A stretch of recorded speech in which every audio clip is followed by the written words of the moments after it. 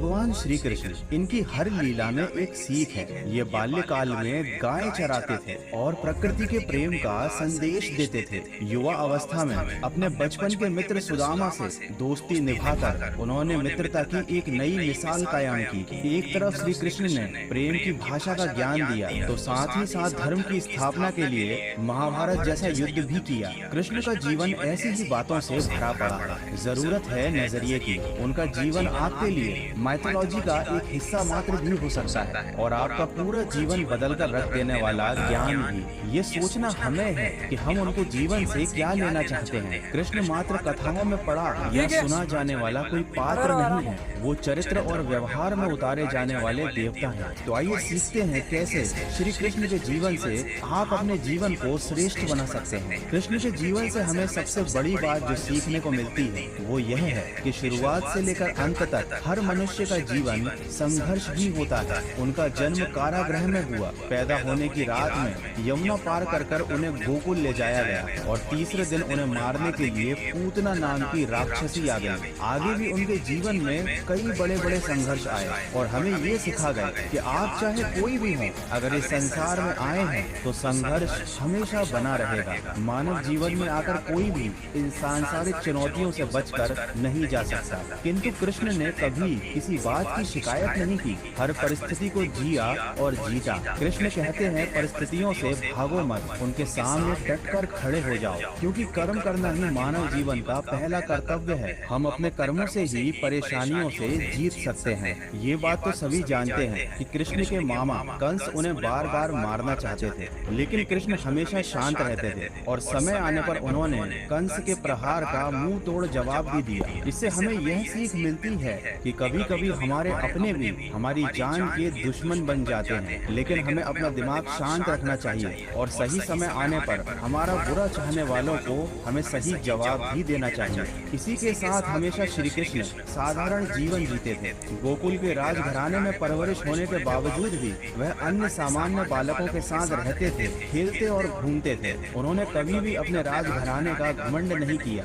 इस बात से हम ये सीख सकते हैं कि चाहे आपके पास कितनी ही धन दौलत हो, आप कितने ही अमीर क्यों ना हो, लेकिन आपको हमेशा जमीन से जुड़ा हुआ रहना चाहिए। श्री कृष्ण ने हर बुरे समय में अपने विवेक से काम लिया। उन्होंने हर विपरीत परिस्थिति का डटकर मुकाबला किया और हम सबको कभी भी हार ना मानने का संदेश दिया। उनके जीवन से हम यह सीख सकते हैं कि हमें हमेशा आखिर तक प्रयास करते रहना चाहिए, भले ही परिणाम हमारे पक्ष में हो या ना हो। कृष्ण और सुदामा की दोस्ती के बारे में कौन नहीं जानता। हो सकता है कि आज के जमाने में दोस्ती का अर्थ केवल अपना मतलब निकालना रह गया है। कोई किसी का बुरे वक्त में साथ नहीं देता, लेकिन कृष्ण हमें सिखाते हैं कि जिस तरह उन्होंने अपने मित्र सुदामा का और अर्जुन का हमेशा साथ दिया, आपको भी अपने दोस्तों का हमेशा बुरे वक्त में साथ जरूर देना चाहिए। श्री कृष्ण के जीवन से हमें एक बड़ी सीख मिलती है कि पालने वाला भी जन्म देने वाले के बराबर दर्जा रखता है। हालांकि श्री कृष्ण को देवकी ने जन्म दिया था, लेकिन उनका पालन पोषण यशोदा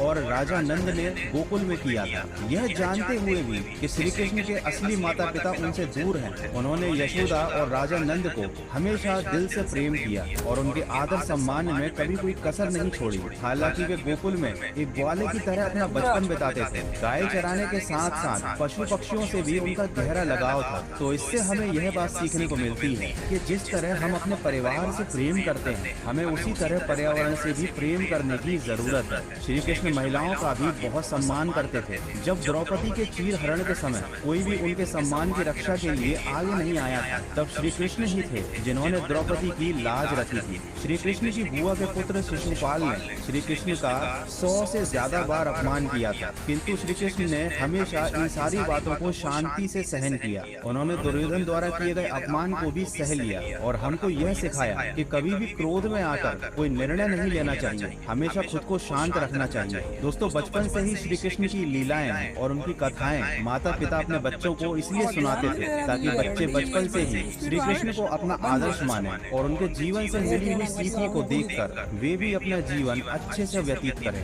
किंतु आज के समय में जीवन के मायने काफी बदल गए हैं। चाहे श्री कृष्ण का जीवन हो, चाहे श्री राम का जीवन हो, यह आज के जमाने की जनरेशन के लिए केवल कहानियां बनकर रह रही हैं।